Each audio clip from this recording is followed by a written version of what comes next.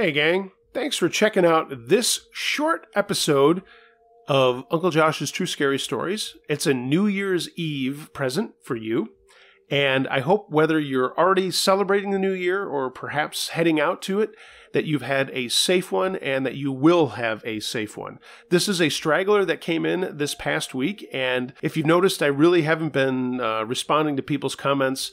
I'm just doing the like and thank you because it's been crazy.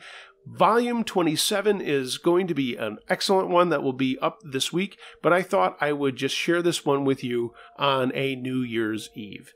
Everybody, be excellent to one another, take care of each other, be safe out there, and I will see you in 2018.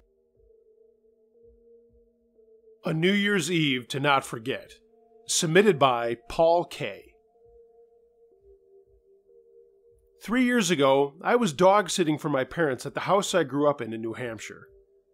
It was a little cul-de-sac neighborhood with a lot of kids when I was growing up, and my parents were on a cruise for the holidays and asked if I would come home and take care of our Scotty, Mitzi. For New Year's Eve, I wanted to just lay low, smoke a little, and kind of hang out with my girlfriend at the time. She came over, we burned one down on the back porch and then went inside. I mean, it was wicked cold out, and even though we bundled up, it was still freezing. I started to make dinner while we watched a bootleg Fish DVD of a live show from Madison Square Garden on a New Year's Eve past, and we were having a great time. We were laughing and talking about funny stories from our childhood, and she was looking through old yearbooks and photo albums my mom still had out in the living room. I'm not with that girl anymore, but I'll just refer to her as Jenny. We ate a late dinner, and were just about to chill with some wine for her and beer for me, and then watch the ball drop on TV. It was a little after midnight when we heard screaming from next door. A bunch of college kids were partying over there, and when I looked out the window, I saw 3 guys running around the house buck naked and laughing and really whooping it up. I started laughing too. Shaking my head, I sat down back with Jenny. Like 15 minutes later, our doorbell rings, and I'm wondering if they sent someone over naked to mess with us. But it wasn't them. It was a guy who looked around 21, at least he was younger than me, I could tell. I was 27 at the time. And this guy looked a little rough around the edges, and I could smell booze on his breath when he asked if this was the party at John's. I said no, and told him that he was at the wrong house. John lived next door. He just mumbled something, got into his car, and pulled it into the street and parked in front of the house next door. I watched as he and 2 other guys got out and went into my neighbor's house. It was around 1 o'clock, and the 3 amigos were again outside running naked, and I grabbed Jenny so she could see it. She burst out laughing, and I turned away to sit down. Then she laughed really hard and said that one guy was locked out and was pounding on the back door. I just said, "Oh shit, man, he must be freezing." Then the smile left her face, and she said, Oh no. Some guy just punched him in the face." I got up and saw one of the naked guys sprawled on the porch with the guy who was at my door earlier standing over him. There was screaming from inside the house that we couldn't make out, so I went onto my back porch, and I could then make out female voices screaming, No, you'll hurt him! Stop it, Stephen!" Another guy came out with a bucket of water and dumped it on the guy lying on the floor, and he howled in pain. A girl came out yelling, and this Stephen guy grabbed her by the face and pushed her back inside and said, "This is what you get for cheating, bitch." And then he and the other guy went in and slammed the door. This kid on his porch was half drunk, half knocked out, naked in a pile of snow, and these fucking guys just dumped water all over him. Jenny was next to me, and she said, "He'll freeze, we've got to help him." I put my boots on, ran through the snow between our houses, and looked at the kid. It was John, who was a college kid home on break. I was 6 or 7 years older than him, but I remembered him as I did grow up next door when I was in school and during my college years too. I pounded on the door and no one answered, and when I yelled out, "You guys need to let this kid in," all I heard was a muffled, "Don't you say a fucking word." I hit the door again, and all I got was, "Get the fuck out of here if you know what's good for you." Something was up, and it wasn't good. I grabbed John's arms and told him to get up and come with me. Jenny grabbed an Afghan and wrapped it around him once he got inside, and I went to get him some clothes and get some hot tea. He was shivering and could barely talk. "Aaron's still over there," he stammered out. He could hurt her." He started getting really worked up, and I told him to slow down and tell me what was up. He and his two friends had their girlfriends over to party and got sloppy drunk. This Steven guy was his girlfriend's ex and was clearly none too happy about it. He kept saying he needed to help her, and I told him that he needed to stay put. I went back over next door, knocked on the front door, and got no answer. I tried the knob and it opened, and I stepped inside, and I could hear crying coming from another room, and I called out for Aaron, the only other person I knew who was there. Steven poked his head around a corner and said, "This doesn't concern you. Mind your own fucking business." And then he waved a knife at me with the shoo-shoo motion. "Look, pal," I said, "I know this isn't my business, but I'm giving you a chance to leave before I call the cops. I suggest you take it."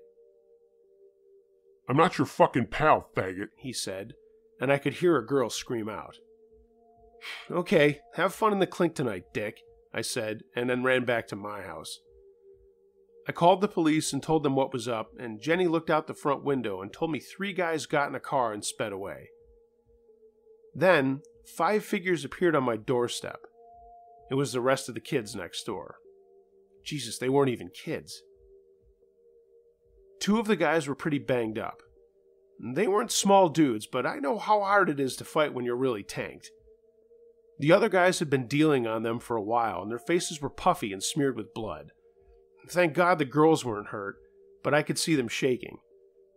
What a dick thing to say. I didn't mean for the guys to be hurt either, but you know what I'm going for. I told them all to get inside and then lock the front door. Jenny made more tea, and the girls were all crying, and the guys were just sitting there looking totally dazed.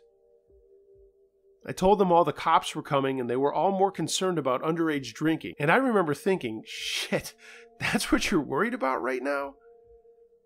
All through this, my dog Mitzi is barking her head off and being a complete pain in the ass.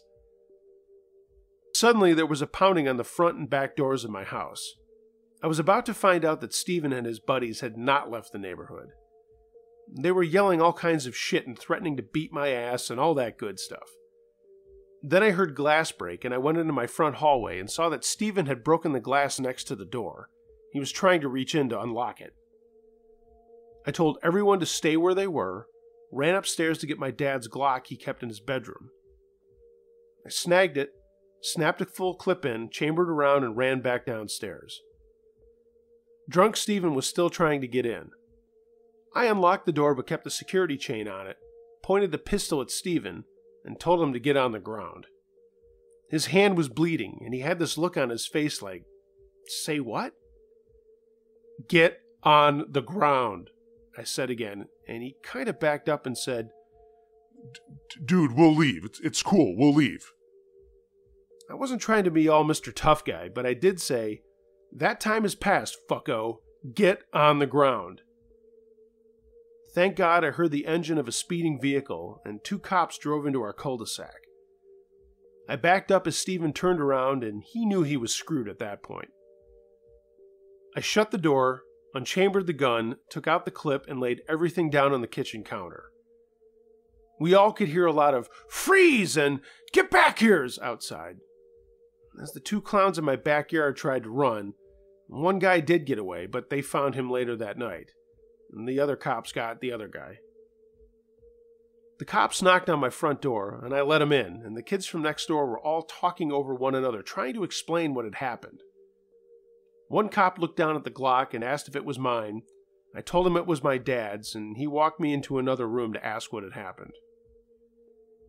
To make a long story short,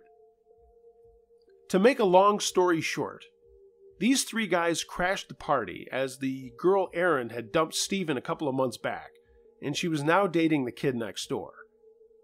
They went in acting all normal, and then did the thing with the water, and then started to beat the shit out of the other guys before they even knew what was happening.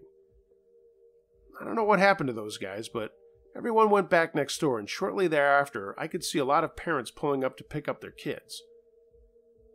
The cop I talked to came back up to me and asked if I wanted to press charges on Steven for what he did to the door, but I told him it was my parents' house and that they should deal with it. By that time, I had taken pictures of it and put a piece of cardboard over the broken glass and then secured it with some duct tape. Before the cop left, he thanked me for helping out, commented that it was a nice gun, and said to have a good rest of the evening. That's when he froze and looked down at my bag of weed that I had forgotten to stash. It was sitting right there on the counter. He looked at me and said, "Somehow I know you'll have a good rest of the evening, sir. Happy New Year." He smiled and left, and that was that. And yeah, Jenny and I did proceed to get baked. We needed it after all that.